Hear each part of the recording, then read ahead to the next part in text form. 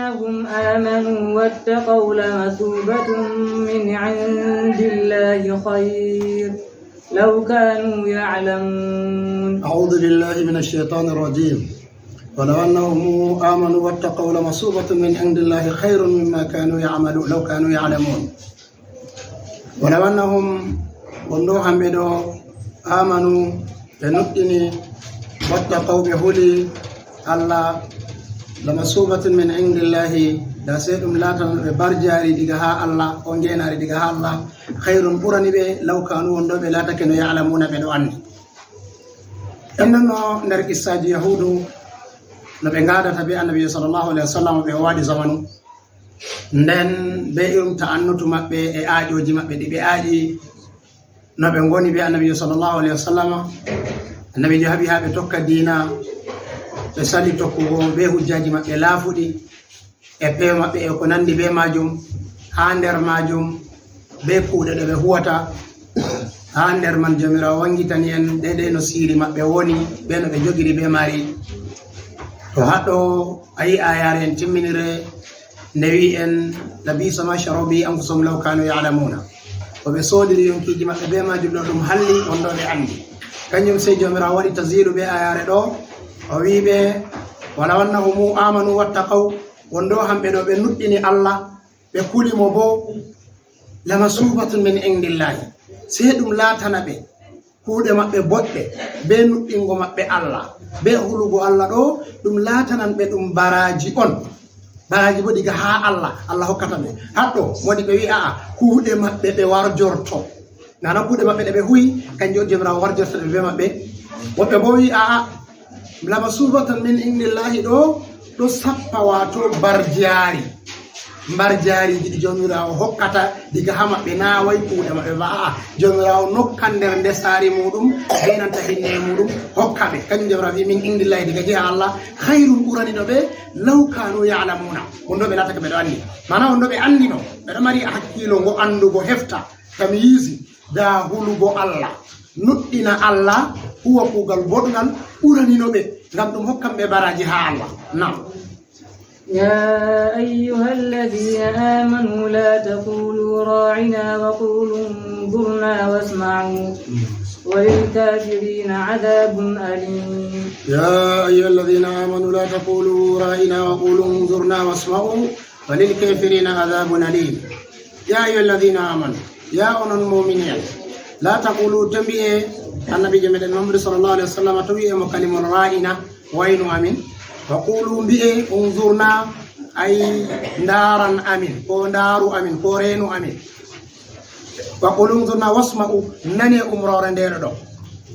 يا الذين آمنوا الله وقولوا انظرنا واسمعوا وللكافرين ودني هفر به عذاب ينغد أليم نوكا آية ردو ndela bata ko seto en andi sanadi ko jippani de sanadi ko jippini de nder yahudi en wodi mo biyata Rufa'atu ibn Zaid ibn Tabuti hanko e jama'are mako be lata keno asli ayare man hambe sahabu annabi sallallahu alaihi wasallam wakatel ayare to jippi ha annabijo jangini bende to be do dabbita annabijo lesana be famtande mana be yi annabijo lornitina be ayaje ma annabijo lornita be lora be dabbita annabijo lornita na be ayaje ma annabijo lornita be biya annabijo nanana be sai to be hebi be wadi wa'ayu ayaje man be durside be famide sai to be fami ko jippina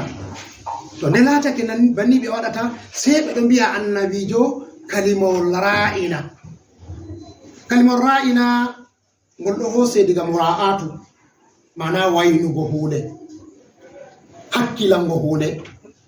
alornana de hakkilo hande joda no ayidi amma bo ngoldo sawa mana fere bo je wi'ete ru'una mana kudi to Rufa'atu ibn Zaid ibn Tabuti hanko be jama'are wonbe der yahudi wakkati elbe nani annabi sallallahu alaihi wasallam sahabo en annabijo do wara wi'a annabijo ra'ina sai be ngadi ka jalugo sai be bi nane no bedo jalano nane bedo hudano annabijo ha nyukkunde jotta kam be anda ay bedo huda annabijo mana sahabo en annabijo ma do huda annabijo kalimol do bedo nyobbangol be demde mabbe layyan bi alsinatim wodi no be nyobbirta ra'ina do dum laata dum kuudi dum do sababu manaji duddi amma fu mana man kuudi on der manaji man ni ay entam entam ka surat nisaito ta surat rafto wasma ghayra musma'in nannu munannatake ko munanata ko kuma wolwan munanata ko kuma ado wolwa min nanata ido hosa manaji man fu amma ko manawol mai sawini dum kuudi wobbe der modi be tafsir be mbi ay kalima won be mbi annabijo reno amin ko munyan amin ko sahabo en mai kangol makalimol mai mujafil lil adami manangol sawai ladabu ko deke hambe sahabo en ha berde mabbe be nufayi wollugo kalimol nyangol hado annabijo amma ko be nufata berde mabbe hambe faabe do wollo kalimawol laatowol mana humtanta be haaje mabbe ha annabijo kambe bi be yi annabijo lesana be habe faama dede jengirde annabijo jangini be to wobbe nder mo tafsir wi kalimol mabba mujafin lil adabi wala yaade be ladabu sam hanay mo luwi to ndori wo fotiri yahudu en hambe bo sebe do kudira gol annabijo sallallahu alaihi wasallam wobbe nder mabbe be do fassira gol be do bi ra'inan to a nyobbingol wol yahay gol warta gol pirlitangol diga ru'una diga kalimol dume ru'una bo mana magol dum bilkare be huma kare ko kuma duke ko gol sawata to kanyum hambe yahudu en sebe do waylita kalimol be do canjangol be do wi'angol mana be do naftira be kalimol ra'ina hamadadi dume bo hamadadi do wi'ugo mana annabijo wayna be mana renana lesana be fama do sanadi man jabira sey jippini ayare do bo ko nde hollata nde do holla be ladabu no hani be ngada be annabijo sallallahu alaihi wasallam kanyum ya ladina man la taqulu ra'ina wa qulu zurna wasma'u onon mu'minin tawi ra'ina tawi kalimor ra'ina do tawi ngol annabijo sallallahu alaihi wasallam wi'e unzurna wasma'u wi'e unzurna mana unzurna do mana na ngol sawata mana intizaru ba ngol sawata mana larugo nazaru ko ru'yatu ngol sawata mana an nazaru aw ru'yati to kanjum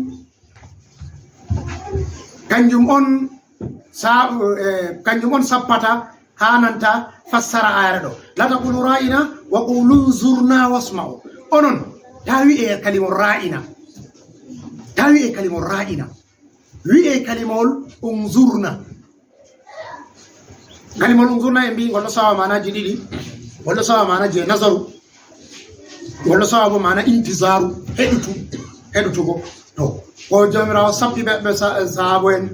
mana be mbi'a annabi sallallahu alaihi wasallam ha wakkatiyel be mbi'ata annabijo kalimol ra'ina do be mbi'a kalimol unzurna mana madadi be mbi'a annabijo waynu amin be wi'a kalimol gol yahudu en wawata nyobbangol wartirangol dume yahudu en wawa nyobba kalimol man be ngartirangol dum felore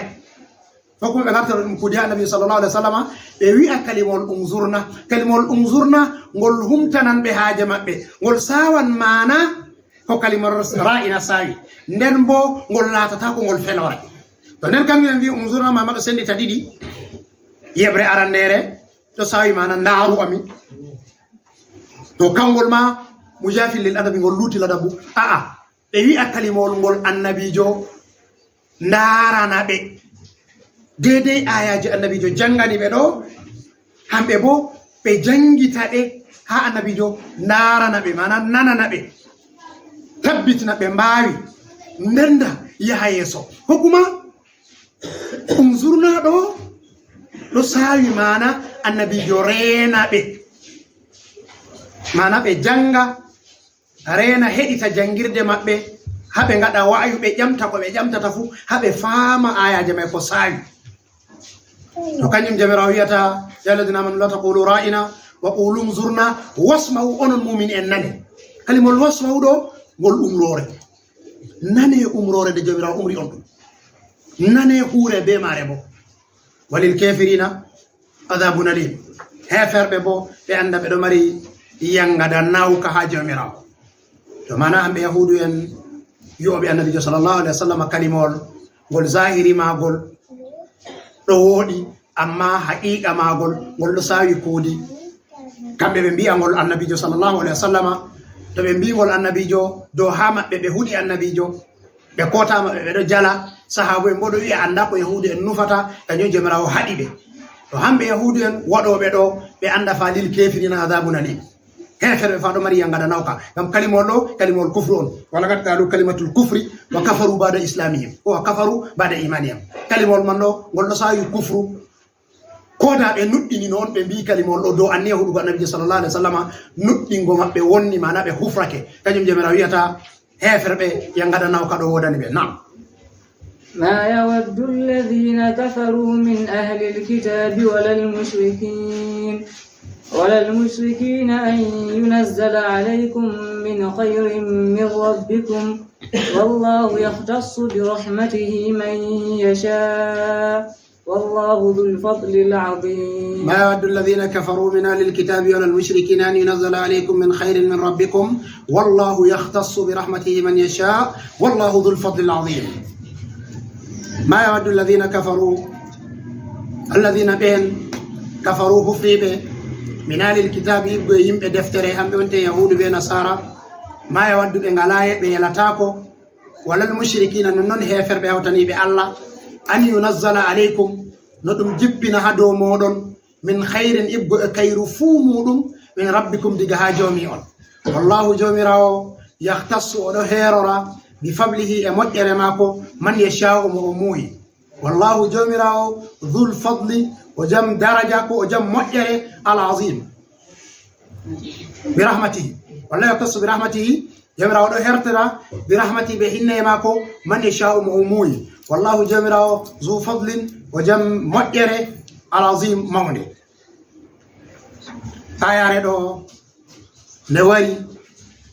neɗo suddita asiri maɓɓe hamɓe heferɓe haɗɗo na heferɓe yahudu en tanba hatta nasara fu ngam dalila jomirawo wi min alil kitabi yahudu be nasara fu nasti haɗɗo nden na yahudu be nasara tanba hatta ma walal mushrikina kañum jomirawo wiyata ma yawaddu allazina kafaru min alil kitabi allazina ɓen kafaru hufriɓe min alil kitabi ɓe deftere kamɓe on te yahudu hamɓe ɓeɗo mari deftere tawreta non bo nasara hamɓe ma nder ahlul kitabi ɓeɗo mari deftere linjila en wi bo ɓe fuu maɓɓe ɓeɗo gondi be annabijo sallllahu alih w sallam jaziratul arab bana yahudu en hamɓe ɓeɗo taari wuro madina man ma pattule maɓɓe ɗon bani kaynukaa banu nadiri bani qouraisata nden gure maɓɓe ɗon dayɗe seɗɗa be madina man ma fu ɗum waɗɗaki sosai yerum fadaka ɓe nanta gure maɓɓe kaybara e patmaje ɓeɗo wondi ɓe annabijo sallllahu alih w sallam hamɓe yahudu en ɓe pat maɓɓe ɓe andi haala annabijo wari ha defte maɓɓe nonnoon nasara en bo wonɓe ha najrana wuro wiyetego najrana nane ha nder leddi yaman ɗum woni amma jotta ɗum muhafasa on ha nder leddi saudiya to nasara en ɗon totton hamɓe bo ahlul kitabi kamɓe ma ɓe nasti ha ayare ɗo nonnoon almushrikuna heferɓe bo ɓe en ayi hamɓe annabijo sallllahu alih wa sallama wakkati en jomirawo neli ha dow maako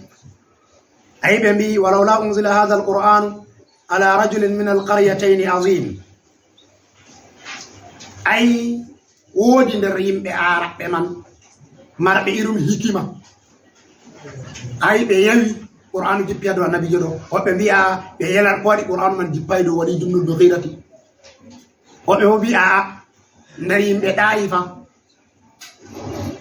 woodi mo ɓeɗo tammani no annabaku ngam dedei kujeji feere ɗi feƴƴi be annabijo sallallahu alih w sallam fu feƴƴino be mako hatta seekeku ɓernde hanko fu ɓernde mako seekama nden ka wari ha ibnu kasir bidaya wa nihaya waddi ka ɓe wallinimo jibrila be mikaili ba seeki ɓernde annabijo wari seeki ɓernde mako nde seeki ɓernde mako wurtini tayre man nden wayli ko welata ñooti nde sey Jibrila ƴamata Mika'ila hal wa'a o dursina o famina. Mika'ila jaabi naam wa'a. Nden o wi hal zaka non noyi o seni bona ɓernde makko nde senake nde hosan cani Allah na? O wi aba nde sali. To hamɓe ɓeɗo sigino oɗo ɗo o latanno o annabojo, to kañum to nder yimɓe ɗa ifama kanko sappete, to nder yimɓe Makka bo Walid ibn al-Mughirati sappete. Kañum ɓe mbiyata walawla unzila hadha al-qur'anu ala rajulin min al-qaryatayn azim. Oyi noyi qur'anu jippirda ɗo annabijo? Ko waɗi qur'anu jippugo ha dow worɓe ɗiɗi ha gure ɗo, ko hawro mo wuro Ɗaifa ko mo Makka. Tawi haɗɗo hamɓe ma ɓe ngaɗi hajju moƴƴere Allah kañum annabako Allah. To haɗɗo yahudu en ngi ɓeɗo sawino ha sadaku diga ayare arande ne wolwino ɓe mbi lan numina illa ma unzila ilayna wa yakfuruna bima warahu wal haqqu musaddiqun lima ma'ahu qul falima taqtuluna anbiya Allahi. Ayi ɓe mbi ɓe nuɗɗinta ko sey ko jippi ha dow maɓɓe tan, na way kañum ɗo kam ɗum zari'a hujja maɓɓe, amana kañum haqiqa ko woni ha ɓerɗe maɓɓe ba, ko woni ha ɓerɗe maɓɓe ha sadaku noyi annabijo hokkirte annabaku ɓeɗo yerano annabaku wurta nder maɓɓe. To ɗo ko wari ha yahudu en pastirno kañalɗe cali ɗe non hamɓe nasara fu irum man ɗo sawi ha nder maɓɓe. Hamɓe nasara en najrano nder maɓɓe sayyidu woni be aqibu. Ayi hamɓe on warino annabijo sallallahu alaihi wasallam, ɓe ngari ɓe mbi ɓe ngaɗa mubahala, ɓe ngari ɓe kujjidiri be annabijo tampini ɓe. Nden ɓe mbiyata ayi dina annabijo na gonga ba. Annabijo sey wi'ata qul ta'alu nadu abna'ana wa abna'akum wa nisa'ana wa nisa'akum wa anfusana wa anfusakum summa nabtahil fa naj'al lanatullahi alal kadhibin. Ayare mubahala ɓe hosa rewɓe maɓɓe be ɓikkon maɓɓe be ko'e maɓɓe, ɓe ngara ɓe kawta ɓe ngaɗa ibtihalu a jomirawo, ɓe ngaɗa mubahala, ɓe mbi'a laanore Allah fu jippa dow kefero mo fewni. To kanjum on sayyidu wari ɓe nanta aqibu be jamare maɓɓe, ɓe ngardi ɓe rewɓe maɓɓe be ɓikkon maɓɓe. Annabijo meɗen sallallahu alaihi wasallam bo o hoosi ha abna anama, o hoosi Sayyidina Ali be Hasan be Husaini. Nden hani sa'ana o hoosi Sayyida Fatima Zahra. Nden ha anfusana bo anko annabijo wari be hoore mako, kañum ɓe ngari ɓe kawti ha nokkure mubahala man. Sayyidu be aqibu nde ɓe laari jeese annabijo, ɓe yi jama'are nde annabijo sallallahu alaihi wasallam wondi ɗoɗɗon ɓe tabbitini lallay to ɓe ngaɗi mubahala be annabijo meɗen Muhammadu sallallahu alaihi wasallam diina maɓɓe luttatako. Ɗoɗɗon ɗon ɓe mbi ɓe ngerdi ɓe kokkan jizya.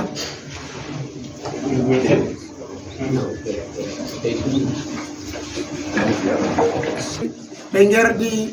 ɓe mbi ɓe kokkan jizya ka ɓe kokkata ɗo ngam ɓe luttita be diina maɓɓe.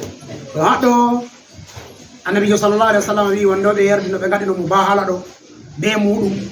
da diina nasara luttatano ha ɗo ɓeɗo leddi. To kanjum on waɗi nasara en bo ɓe nasti ha ayare ɗo. To ayi kanjum min ahlil kitabi hoosi yahudu be nasara. Mushrikina bo walal mushrikina kamɓe ɗo bo ɓe hoosi ɓe en bolli haala muɗum. Ayi ɓe wina annaba ko jippi ha annabijo meɗen sallallahu alaihi wasallam jippay ha dow Walid ibn al-Mughirati ko kuma jippayno ha Asum ibn Wa'il. To haɗɗo se ɓe mbiyata ɗoɗɗon on jamirawo wiyata ma yawaddu alladhina kafaru min ahlil kitabi, hamɓe hufruɓe nder yimɓe defte yahudu be nasara walal mushrikina no noon hawtaniɓe Allah ɓe layno an yunazzala alaykum min rahmatin, an yunazzala alaykum min khairin min rabbikum, dow khairu jippa ha dow moɗon. An yunazzala alaykum min jamirawo wadde tatibu. Yahudu be nasara be mushriki quraishin ɓe pat ɓe foti ha aya ɗo. ɗume on waddi kalimol min? Jamirawo ɗo holla tatibu, ɓe yelata ko khairu ko seɗɗa, la kalilin wala kasir, na seɗɗa na mawɗum fu dow jippa dow annabijo meɗen Muhammadu sallallahu alaihi wasallam, non bo ummatore annabijo. To sey jamirawo wiyata wallahu yahtassu bi rahmatihi man yasha. Jawmirawo oɗo herta hinneye maako ko moƴƴe maako ko annabaku maako mo o muuyi nder jeyaɓe maako to modiɓe se hoosi kiita ayare ɗo wi'ugo jawmirawo wallahi yahtasu bi rahmatihi man yasha'u to holli en rahmat hoɗɗo ɗum annabaku on holli annabaku faggitatako kala kuuɗe khayru pat kala martabaji pat yarama faggitan ɗum kañum watta ɓe wi'ata on goɗɗo feere o bonnitiɗo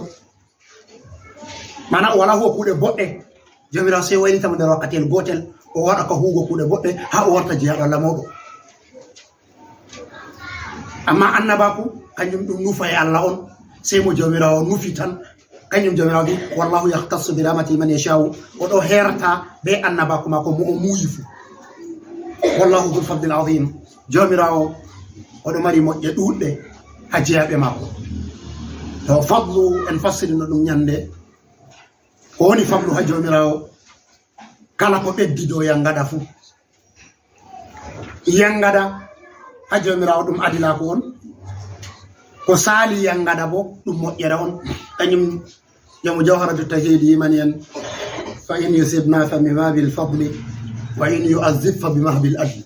jomirawo to o warji en o hokki en moƴƴe muɗum ɗum laɓɗum nder moƴƴe ma ko ɗum woni na wawi wajibi ɗo ma ko waɗama to o yengiti bo laɓɗum nder adilaku ma ko on woni naam manan sa ما ننسخ من آية أو ننسها نأتي بخير منها أو مثلها ألم تعلم أن الله على كل شيء قدير ما ننسخ من آية أو ننسها نأتي بخير منها أو مثلها ألم تعلم أن الله على كل شيء قدير ما ننسخ ولكم من صفت من آية إبقى آية أو ننسيها كو من سبتنك إلا كوينا نأتي من غدا بخير بكو قري منها إبقو إماكا أو مثلها كوير ماكا ألم تعلم عندنا أن الله عنده جومراو قدير أتم بوريجو على كل شيء دو كله دفو تو آية ريدو غير ما عنده حسن درسير مسمى نم آية من ودي كيتا ناسكو بيمان سوكو amma en puɗɗande to en heɓi en timmini nde hannde nder wakkati woɗi to en timminayi bo hatta ko jambo en timmitina nde to naɗema ɗume on sanadi ko jippini nde tawon ko jippini ayare man nder ko jippini ayare man hamɓe yahudu en ɓe wi annabijo sallllahu alayhi wa sallam na annabijo wi dina muɗum goo dina yahudu ka gongana ay musaddiqan lima ma'ahum ay deftere qur'anu nde wari musaddiqan lima ma'ahum deftere qur'an nde wari nde ɗo gonɗina bo ko ɓe gondi hamɓe yahudu en ɗume on ɓe gondi kanjum deftere tawreta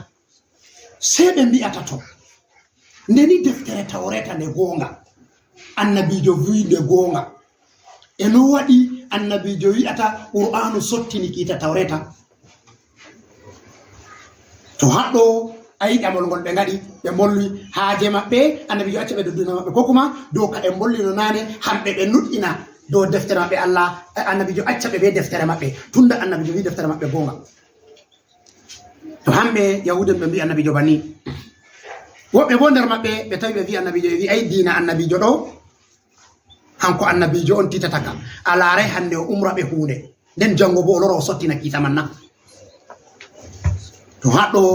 so jomirawo jippini ayare ma nansakh min ayatin aw nunsiha nati bi khairin minha aw misliha ma nansakh annasakhu kalimol nasku sottingo ngol ɗo mari mana halunga mana ɗiɗi woodi je naqlu ɗon a sottina hunde kanjum ɓe wiyata naqalal kitaba ila kitabin akhara a hosa deftere ɗo a sottina nde a wartira nde ɗo ko kuma a hosa bindi woni ha deftere ɗo a winda a wartira haɗo ayi naqlu on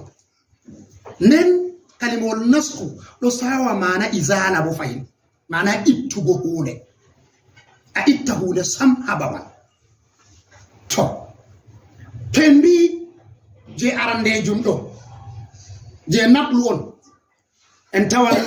irum man wari ha qur'anu inna kunna nastansikhu ma kuntum ta'lamun ha suraji lesto mana kude ɗo nguwata fu jomiraɗo waɗa malaika en ɗo winda de e ɗo jooɗi to en mbi'a jeeɗiɗaɓol ɗo on nufete ha nokkure ɗo to ɗon bo yahan dow ɗiɗi woodi nasku je tabitinta kiita mansuku muɗum woodi nasiku mo tabitinta kiita mansuku muɗum mana o tabitintako mansuku mako mana misalu ɓeɗo gaɗa misalu ɓeɗo mbi'a nasakati shamsu zilla nange sottini ɗawdi en ɗo andi nokkure to nder mari ɗawdi dalila ɗo waɗa nange to wari ɗawdi man ɗo dilla to ayi ɗawdi ka dilli amma acci nange ɗon to nasiku ɗon mansuku dilli nden woodi bo ha nasiku man be mansuku man pat dillata accata batte kanjum ɓe mbiyata nasakhatir rihul athara hendu wari sottini batte misalu goɗɗo o yaaɓi ha jarani o sali o dilli nden hendu se wari vili kosgal mako ha yaaɓi man ayi jarandi wari maɓɓi kosgal mako hendu man dilli batte man dilli to ɗo to en warti ha sharia se en tawa qur'anu ɗo yahiri dow ɗiɗi fu nasiku wakkati go nasiku man ɗon mansuku dilla ko kuma wakkati go mansuku ɗon nasiku dilla ko wakkati go nasiku be mansuku man fuɗo dilla misalu modi ɓe se senditi woni nasiku mana sottina ayare ɗo kiita ayare ɗo wadda ayare feere ko kuma sottina kiita ayare man waddata ko wonde se modi ɓe wi ɗum wari ha qur'anu ha none nayi nasiku be mansuku ɗo wara ha sottina kiita tedduka wadda kiita koyka misalu bana toyi in yakun minkum 20 sabiruna yaghlibu 200 wa in yakun 100 yaghlibu 1000 min alladhina kafaru dhalika bi annahum qawmun la yafqahun alana khaffafa Allahu ankum wa alima anna fiikum dha'fa in takum minkum 20 sabiruna yaghlibu 200 wa in yakun 100 yaghlibu 1000 min alladhina kafaru ay ayare ɗo kawari nde wari ha suratul anfali nde wari nde ɗo waddana kiita jihadi nde wari jomirawo sefi annabijo sallallahu alaihi wasallam to ɗo mari haɓoɓe nogas muyɓe ɓe jalan heferɓe temerre ɗiɗi mana goto fuɗo dari darde himɓe sappo ni jihadi kita jihadi wari arande to antoni heferɓe ɓe cikki ɓe temerre to sahabo bo cikki sappo to ɓe fotan be maɓɓe habre mana kala goto fu habdan be sappo to ayi ɗum tedduɗum nden jomirawo se eggini kiita ayare man alana kaffafa ankum wa alima anna fikum dhifa jomirawo se sottini kiita man o wi'ata in takum minkum 20 sabiruna yaghlibu 200 se jomirawo sottini diga sappo goto be sappo se wartiri goto fu be ɗiɗo o wi to on ɗon on nogas to on jalan temerre ɗiɗi ayi kiita tedduka sottinama ɓe gaddi kiita koyka nden nasiku be mansuku ɗo wara ɓe itta kiita koyka ɓe gadda tedduka ɗon bo hato ɗum wari ya alladhina amanu kutiba alaykum siyamu kama kutiba ala alladhina min qablikum la'allakum tattaqun annabijo sallallahu alaihi wasallam ko wartano madina o tawi yahudi en ɗo suuma ashura se o umri sahabo en suuma nde o wi aa ɓe ƴamimo ko waɗi o ƴami ɓe ko waɗi ɓe suumata ashura se ɓe mbi'atamo ayi ñalawmare ma on Allah hisni bani israila daga to fir'auna ne laati banni kanjon hamɓe ɓeɗo suuma ñalawmare man dow yettugo Allah annabijo se suumi nde o umri sahabo en suuma nde dow yettugo Allah ayi ɗum koyɗum jomirawo se waddi kiita lewru suuma e fuu muɗum farli ɗini dow maɓɓe ya alladhina amanu kutiba alaykum siyamu kama kutiba ala alladhina min qablikum la'allakum tattaqun Allah farli ɗini suumay wajibini suumay dow moɗon bana no wajibini ummatoje caaliɗe se warti ashura warti ɗum mustahabu on to ayiɗi a suuma to ayiɗi ta suuma amma lewru ramadana dole ma a suuman to ayi haɗo ɓe eggini kiita kewka koyka ɓe gaddi tedduka woodi bo hanasiku be mansuku warata dow ɗiɗo foti kiita man kaɗo hoyi nden ɓe canjaka ɓe gadda koyka irum maka kanjum on wariya sayaqulu sufaha'u min annasi ما وليهم عن قبلتهم التي كانوا عليها قل لله المشرق والمغرب يهدي من يشاء إلى صراط مستقيم وكذلك جعلناكم أمة وسطا لتكونوا شهداء على الناس ويكون الرسول عليكم شهيدا وما جعلنا القبلة التي كنت عليها إلا لنعلم من يتبع الرسول ممن كان على عقبيه ومن كان على عقبيه وإن كانت لكبيرة إلا على الذين هدى الله وما كان الله ليضيع إيمانكم إن الله بالناس لرؤوف رحيم قد نرى تقلب وجهك في السماء فلنولينك قبلة ترضيها فولي وجهك شطر المسجد الحرام فهذا ناسك بي منسوك سيواري حكم بي محكوم ففتن معنى سوتنا بي كو ودا ففتن قال النبي صلى الله عليه وسلم نبي وارتي مدينة جمرا عمري بي دو هوشتا بيت المقدس بجولا ngam totton qibla annabo en fu woni e warti madina sebe ngada ka bedo husita wakkati be donno makka kam haram be julata nebe eggi makka be warti madina jabra se umri be tita baitul muqaddas be jula to be do jula ha baitul muqaddas be husiti jawl baitul muqaddas be do jula hadum wadi zamanu ran ko annabi se wada ka tijjugo do kanyo jabra wi kanna tan katal takallu wati ka fi samai falan walli kan qiblatan tardeha mi do lara no wali fi yeso ma do asama mi tammi mi hokkete qibla ka yerdata to don faisuma kuntum fawallu wujuhakum shatrakum mana jotta acce husuko baitul muqaddas husite suudu kaba tay do don masjidul qiblatayn wari bere jula julde asira on nden kita man ka wari se annabi jo wayliti sahabo en fu se wayliti be husiti baitul muqaddas e husiti suudu kaba tay hatto nasiku be man suku wari kita koyka kita man ido fota didi fu to nden wajhuna yako nasiku be man suku do wara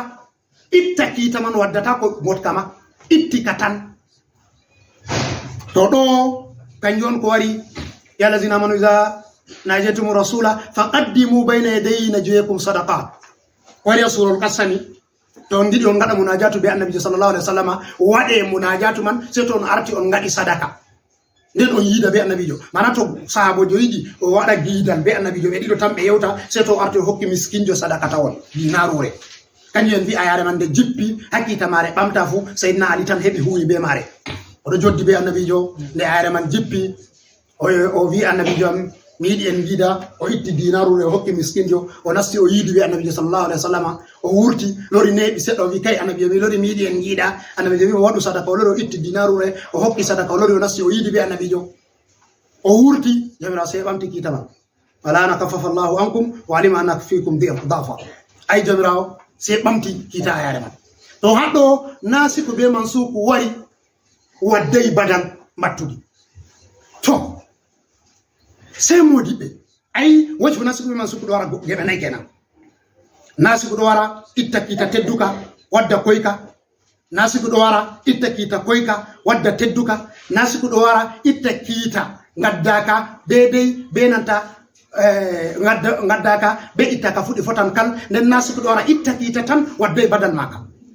dan hebi wajhuji nay wadeke modibe fere do yara ma wajhu sappo en do se elara nasiku kam no warirta do modibe wi annasiku gonga Allah tan watta nasku Allah fere mudum wadda takita nden do loro ittaka nen no dum warata bo wakkati yelgo atawan tilawa ayare wara sottina tilawa ayare kanjum on kita nasiku bolwadum be lafzu ayare kita mansuku bolwadum be lafzu ayare ba misalu en wadi nane do intakum minkum 20 sabiruna yaghlibu 200 den alana kaffafa Allahu ankum wa alima anna fikum dafa intakum minkum 100 sabiratun yaghlibu 200 ay ayare nasiku be ayare mansiku fudde padde don wakkati el fere se atawa ayare mansuku don na ayare ne sottine ne do jange amma kita mare bo egginama bana ayare rajmu asheku washekatu iza zanaya farjumuhum albatta nalika bima kasabana kala min Allah nda kita ayare ne don no jange amma kita mare mana ayare man de softinama amma kita mare don nen wodi bo no watta ayare nasiku be mansuku man ɗe patmaje ɗe wala amma hukmu maje ɗon to haɗɗo wakkati ko taw ɓeɗo janga ayare amma kitamare sottinama kanjum on bana ayare wasiya ayi jawmirawo o ardini wasiya dow ndungu nden annabijo sallallahu alaihi wasallam se wi'ata la wasiyata li warisin wasiya wala dono adono mana dono o wala wasiya goddo to o ronanni to wala no be ngadana mo wasiya hanko ha nder jawdi wasiya do wadana e moronataake ay jomira to wollinane ma min baadi wasiyatin to sebi ha awdeni to haddo ay be don biya ayare de softinama be sunna mana hadithol annabi jon wari itti nasku ayaje ko de ke modi be fere wi a siyaku ayaje man to alayno aya je warisa jippiri ha suratul nisa'i bera gare suratul nisa'i man do arti timmini kiita man ka fumaka sai woɓɓe feere wiyata aa nasiku be mansuku ɗo wara sunna ma mana hadisol ɗo wara nden hadisol ɗo wara itta kiita hadisol ɗo noy ka warata kanka bo kanjum ɓe mbi kangal on andal ɓuri saɗugo ha nder ande fu ngam qur'anu ɓe artan ɓe anda muqaddamu be mu akharu o arti jippugo be ko sakkiti jippugo nanema ko sakkiti jippugo on warata sottina kiita o arti jippugo to wi andal man ɓuri miƴugo ha hadise fu sai ɓe mbiyata nasiku be mansuku ɗo waɗa ha zamanu annabijo daga yande annabijo acci duniyaru hala nasiku be mansuku sottini wala kiita warta sottina kiitaji ɗi annabijo tabiti ɗi ɗabiti ha zamanu annabijo ɓe saabo ni to kanji kadi tabiti ha darana godeke modiɓɓe feere ɗo mari bolle feere haɗɗo to wakkati acci en foti en yewta en yotta to haɗɗo sai modiɓɓe ƴamiri e no watta ki ayare kiitamare lutta ndende acci jangego to se en tawa jus uɗo wanginana en manan sah min ayatin haw nunsiha ko min sabbitinaka woɓɓe jumhurul qura'u fu ɓe jangiri nunsiha amma to alari sayyidina umar be abdullah ibn abbas be ibrahim an-nakai be ibnu amir be ibnu kasir hamɓe nder modi ɓe jangiri nan sa'aha manan sah min ayatin aw nan sa'aha ko kuma min sabbitinaka ngam nan sa'a kiita ta'khiru ɗo mari mana sabbitingo hunde ayi ɓe ɗo wiya nasa'atul ibla anil shurbi goɗɗo ɗo fadda geeloɗi muɗum o haɗaɗi yarugo ñandere ko ñande ɗiɗi se o wiya nasatul ibla to o wi nasatul ibla ni hamɓe ɓe faami mana o haɗi geeloɗi ɗi yaranno hande o haɗi ɗi yarugo sey jango ko faɓɓi jango mana takiru kenan sabbitingo woɓɓe mo mbi aa nunsi ha ɗo sawi mana yejjutugo to en mbiɗo sawi mana yejjutugo jomirawo ka yejjititako manan sakminayatina nunsiya jomirawo yejjititako to tawili to en gatta nokkure ɗo se en tawa modi ɓe tafsiru ɓe mbi ay jomirawo ko lata kusu siratu wala nomu se ɓe mbi aa annabijo be mumini en ɗo yejjitine aya to woni ɓe sewaɗi konngoli haɗɗo ɗabarani o filli hadisol ko jaɓa diga ibnu omar o wi worɓe feere ɗiɗo ɗon ɓe wari ɓe jaɓi surol ha annabijo ɓeɗo janga ngol zamanuru nden ɓe ngari baɓɓol ɓe ummi ɓe nafan surol ɓe se majjiti ɓe habdi ha ɓe janga wol se ngol sali warango ɓe weeti fajir ɓe wari ɓe tawi annabijo ɓe wi annabijo dey min haɓi min janga surol goo ngol salore amin annabijo se wi ngol softinama mana ngol ɓamtama yejjite be haalama to se ɓe wi nun si ha ɗo jawmirawo ɗo yejjitina sahabo en annabijo be sahabo en fuu ayare jangetende man seydna abubakar o wi mi yejjitayno min ɗon jangano ayare feere kanjum on la targabu an abaikum fa innakum idan la kafirun ɓeɗo jangano ɗo o wi amma ɓe pat se ɓe yejjitino ɓe wi no ɓe heftirta ayare sottinande weta fajir se on tawa on pannon on wawata ayare man haɗɗo muslim filli hadisol ko jaɓa diga ana sumnu malikin o wi wodi surol feere ɗon ngol mangol ha qur'anu ngol fotan be bara min ɗon no janga ngol amma weeti fajiri ñande man min paɗɗa min wawata jangugo ngol nda min waɗi min tawi annabijo sallallahu alaihi wasallam min ƴeymo se o wi ɓe ɓamti suurawol man to a senasi ko be man suku no waranno to en wi nun siha kita nun siha on en koosi to se en tawa ɓeɗo yejjitanengol on to haɗɗo se woɓɓe feere wi annabijo yejjitata ko ay annabijo wala no yejjitira to modi ɓe se waɗi tawili ɓe mbi ayare to nde jippi ha dow annabijo wala no yejjitira nde ha o yottina nde ha himɓe amma ɓawo o yottini nde ha himɓe foti o yejjita nde dalila ɓe meɗi ɓeɗo juula julde wanjintende kanjum on ko mangade ba ko échai ko subaha annabijo sallallahu alaihi wasallam ɗo janga nder qur'anu surol feere se o diwi ayare wonde feere mana ayare feere se o alorimo se o timmitini julde nde o silmini se o wi afil qawmu ubayyun wodi ubayyum no kaab oɗon ha nder yimɓe na oɗon nder mon na ubayyu wi e mi ɗon o wi e no waɗi anani mi ɗaggi ha ayare ɗo a ɗaggi tayyam se ubayyum no kaab wi a miɗo tammano ko kiitamare ɓamtinama on annabi sallallahu alaihi wasallam wi a nde ɓamtaka mi yejjiti nde on to a seewi konngol annabijo yejjititako to haɗɗo seɓe mbiyata al aradul bashariya ko fe'anta ɓi adama ɗuɗɗi ɗi pat ɗi fe'anan annabi se ko laati naqqasuye kañum fe'anta annabijo to ɗo haɗɗo ka eftete se en fama to en wi nusiha ka yejjitine mana annabijo ɗo yejjitaka sahabo en yejjitaka ha ma kaya ka warta baka jippayno to irum ayaje man ɗe ɗuɗɗe ɗo ɗen nder ko waɗi ba en boli balade saliɗe abdoulahi ibn mas'ud qur'anu rema ko sendiri be nanta qur'anu je luttude hanko goɗɗum nder ayaje man ɗon tilawa maje sottinama amma hanko hama o yejjitaɗe o windi ɗe to nde wakkati lore o wurtini oɗo janga seɓe tawi qur'anu rema ko lutidir be qur'anuje koɓe hen fuu nder seydina ousmane wi o wula nde qur'anu rema ko o hura be qur'anu rema ɗum o wi wallahi waɗata ko min on miɗo janga baɓɓol annabijo wara heɗita jangirde am ha annabijo wiyam laallahu utiya min mazamiri dawuda a wiyano oɗo ɗo o hokkama irum mazamiru je yimɓe annabi dawuda ay annabi dawuda on kon wakkati oɗo janga to wari oɗo janga ya jibala awi bimahu wattayr wa alanna lahu lhadid ko hanko annabi dawuda to wari o jangan qur'anu solli se wara aki welugo dane makko solli se wara waɗa ɗo muukimo dabbaji wara ɗo heɗitimo hatta koseje waɗa ka notugo jangirde makko to ɗo janga zabura makko to kañum abdoulahi ibn mas'ud to oɗo janga qur'anu ay kini welugo dande mako annabijo ɗo wara heɗita jangirde mako ha annabijo wi ka annahu utiya min mazamiri dawuda a wi o hokkama iɗum sawtuji yimɓe annabi dawuda o wi mi yetti banni annabijo sallallahu alaihi wasallam meɗi wiigo wa aqra'uhum ibnu mas'ud ba o wi wa aqra'uhum ubayyu wodi o wi wa aqra'uhum ibnu bana o wi ubayyu ɓuri wawugo qur'anu wodi o wi ibnu mas'ud ɓuri wawugo qur'anu kanjo wi sayyidina usman o wilata qur'anu re makko hanko ha annabijo jaɓi nde to amma nde wari nde laati nde luuti ɓenata ko jumhuru sahaba en andi kanjum waɗi se qur'anu makko laati casu jotta yimɓe tafsiru caɗɗum a tawa ɓe yetta ha babal qira'a ɓe gadday qira'a abdoulahi ibn mas'ud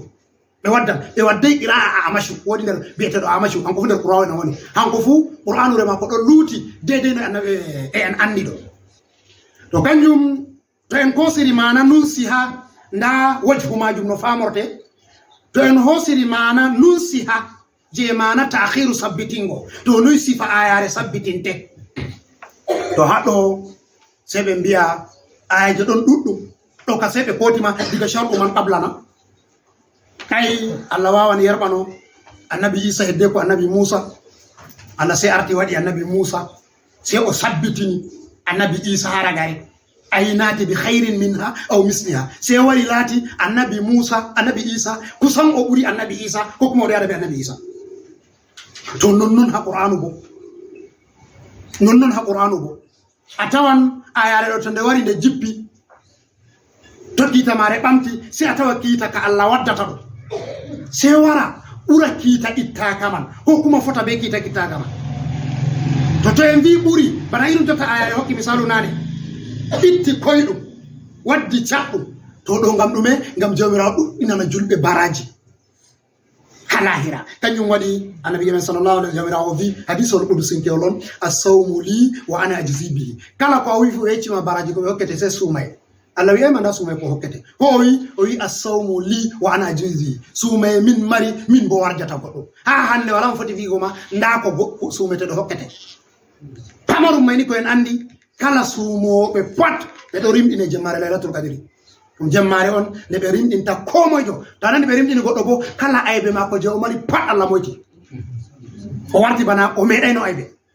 o feetama bo daga to ñande mano ɓe bindata kuuɗe yimɓe pat ha illiyina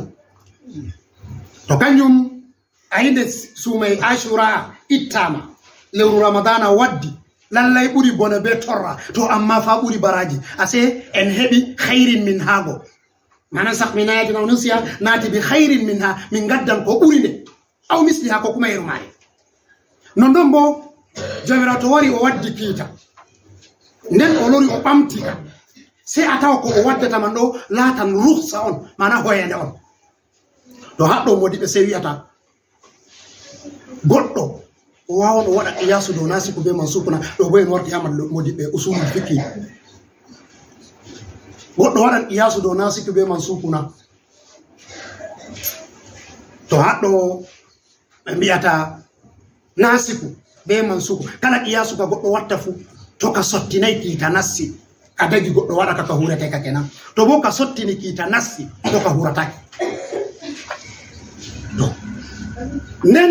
en yaha shikkuɗi ɗaɓo mana sak mi nayatina nusiya nati bi hayri min ha wisliha ɗume on hikima waddugo nasiku be man suku ha nder qur'an jamirawo o jippini qur'anu munajjaman ayi annabo en artuɓe jamirawo ɗo waddana ɓe defte ko mojo fu deftere mum nde fuumare nde jippata wakkati en gotel defte bana annabi ibrahima defte no jippiyama ko defte 10 wakkati el gotel en mbi annabi idrisu defte 50 Allah jippini ɗo mako wakkati el gotel annabi musa suufu mako defte 10 arti jippugo mako nden tawreta nde sawi sharia defte 10 arande jaga fu ɗe wasuji on defte nde sawi sharia tawreta sende wara nde jippiyama ko wakkati el gotel kañum waɗi nde wadde nde bani israila saliri ɓe hosugo sende jomirawo weltini hoosere dow maɓɓe usumatinakum bi quwwatin waskuru ma fi ko kuma wasno amma annabi jomeɗen sallallahu alaihi wasallam nde o laati o rahmatan lil alamina jawmirawo se waddi qur'anu munajjaman ɗon munajjaman ɗo jippa fodde haaje qur'anu jippan wakkatiyel himɓe mari haaje aya ko masala sakliɓe ko kiita gotka feere sukliɓe ko kuma umrore wonde feere wakkatiyel mare wari se wakkatiyel man tan ɗum jippata nden hattama konko annabi jomen ayi ba en bollino ko balaɗe saliɗe qur'anu man no ngal jippirta ha maako ngal ɗo jippira ha maako dow koyɗum ngam jomirawo wiɗo noon inna sanulqi alayka qawlan saqilan miɗo jippina konngol teddugol ha dow maɗa to ha wigo sanulqi alayka qawlan saqilan ɗo se jomirawo laati ɗo jippina suranji arandeji ɗo pat ayaji seɗɗa mana tedduɗum wahyuma kanjum iqra bismi rabbika alladi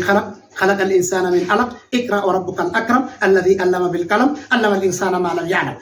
يا أيها المدثر قم فأنذر وربك فكبر وثيابك فطهر أي آية من دجي فسيدا ما نفوت دي آية بك الشماري دو تدودum ماري تونا النبي صلى الله عليه وسلم ولا ما يفتح دو هانكما أران وحي ngal do teddanamo kanjum wadi jomirawo seddo wadda ayaje man sedda amma ni o teddi bakkati o neebi ha annabako en andi be bi surul bara ngol fuma gon ngol jippiyama do mako an ko annabijo odo do ngelo mako ko suwau odo warta ko tabuka ngol fuma go nen en do lara irum jotta ayatu deni ayare nyamande ayare wore hela zina mun zata dayantu biden ayare wore dum sumu non guda teddugo mare to don asurul bakara daga surul bakara ko jippi don der ko sakiti jippa annabi jawene sallallahu alaihi wasallam to qur'anu sedo jippa fodde haaje diga ha annabi jawon do jippira sedda kiitaji man sedi do wara sedda selati wakkati yel kiita gonga fere to kawari amma ka sadani sahaba ko ka sadana ummatore annabi sallallahu alaihi wasallam jawiro selara kiita ka ya buri hoygo se canja kiita ka do man wadda kiita koyka hababuji goddi fere to jomirawo lori laari o ewani fablu fere mawɗum o yi fablu mawɗum o yelani ummatore annabijo heɓa fablu ɗo ɗon bo se o itta kiita koyka o wadda hunde sanne nden non nder kujeji koyɗi dagiɗi ma dalila ɗo waɗa o danna hunde to dalila man sotti o lora o ɓamta nde hanasi go be man suku ayi non kita nyamugo wamne be nanta puccu ayi be do dilla ko no Tabuka be ngari be nyami gasol arande on be yotti gasol didabo yahudi on se mofti nyamduji mabbe pat be wuli hanko bo annabi jon jobari de be mari timmi be jodi nyalde be nyamay be sabon fu ko yare wala don jomira se dannani be nyama bamde to non nyamugo bamde dagi be wurtay kono mambonde be yebe nyami gasol fere nder gasi Tabuka be hebi ndalagu be do waddini payande mabbe be kirsi bamde mabbe be nyama be do waddini payande mabbe nde ko nyame wari wakkati el man do annabi jo wari efti vi sabo do wari be vibe annabi jo vibe rufa payande do pat wamde harminama to ay nasiku be mansuku wari ngam ruska non mutabo tegal mutta fu jomira wadani be je wakkati el haaje kanjon hakonu Tabuka man bawdo don bokita man bamtinama non bo hakonu Hunaynu be Daifa don maru mutta wari je nyalbe sedda jomira lori bamti kita man to selati nasiku be mansuku do wara hado annabi jobe sallallahu alaihi wasallam be ummatore mako do hoynaneki to haaje wari jomira se jippina kita man to haaje man laru man sali ko ella man ka sali jomira se lorna kita man kokuma wadda kita ngor ka fere ko burika to haddo kanyu manan sakminati nusiha nati bi khairin minha aw misliha en timitina fassara ayra man cikku tata um se jango ngam wakkati men sedda lutti alam ta'lam anna Allah ala kulli shay'in qadir alam ta'lam andana anna Allah andu jomirawo qadir o timmo bodo jara kulli shay'in to haddo bo be mbi ay doni kita kado wara nen be lora be ittaka to handai mawdo wada hala didi bare andi hala ada meden do noy on jomirawo bo wadda kita hande nen jongo bo loro itta kita man to se jomirawo wi alam ta'lam anna Allah ala kulli shay'in qadir modi be wi fassara haddo jaizu ha jomirawo na kan jon jaizu hadde takle mako ba haddo mutazili ko en majjini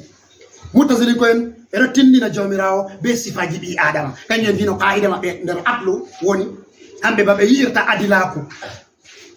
haɓi be adama ɓeɗo sugi non adilaku woni ha jomirawo sifaji ɗi takle on ɓe wari ɓe hoosi ɓe hokki jomirawo to ayi kanjum be hoore majum ma ɗum shirka on a nandidina Allah be takle muɗum to kanjum jaizi ha Allah na kanjum jaizi e jaaɓe makko ba Allah ha mako o marɗo bawɗe ko ɗume hanko on umrata hanko on haɗata to oɗo mari bawɗe o wadda nasiku be mansuku fu o wadda kita haala hande jango bo lora ittaka ɗum memata ko laamin ka kuma ko Allah ɗum ustata ko ɗume ha mako na bana an to a wolwi hande jango bo lora wolwi feere faɓi jango bo a wolwi feere sey warta ɗume a warti a daifu mana a tabitita ko ɗo yaki en gotel to kanjum on mi iyaru etergal ɗum eterta ɓiɓɓe adama na kangal ɗum eterta jomirawo kam to kanjum fassara alam ta'lam anna Allah ala kulli shay'in qadir fassirta nden jomirawo lori alam ta'lam anna Allah lahu mulku samawati wal ard to ɗo kabo ɗum gotka on en rammiɗi non haɗɗo ni e laarugo ta wakkati en man sala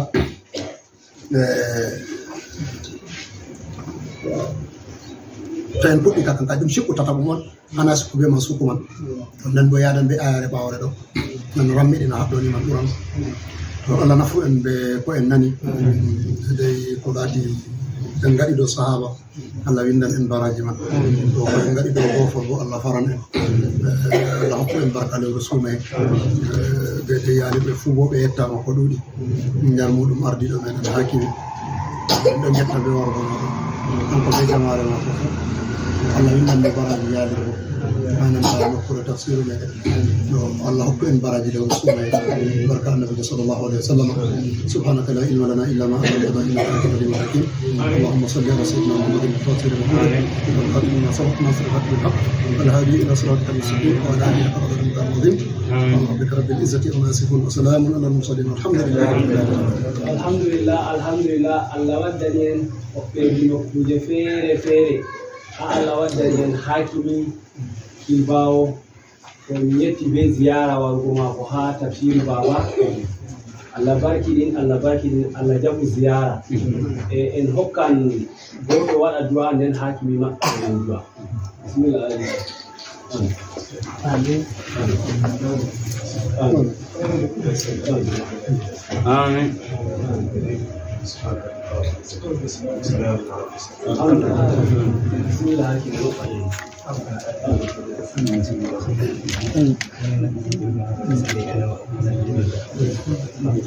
اللهم صل على سيدنا محمد الفاتح وعلى اله وعلى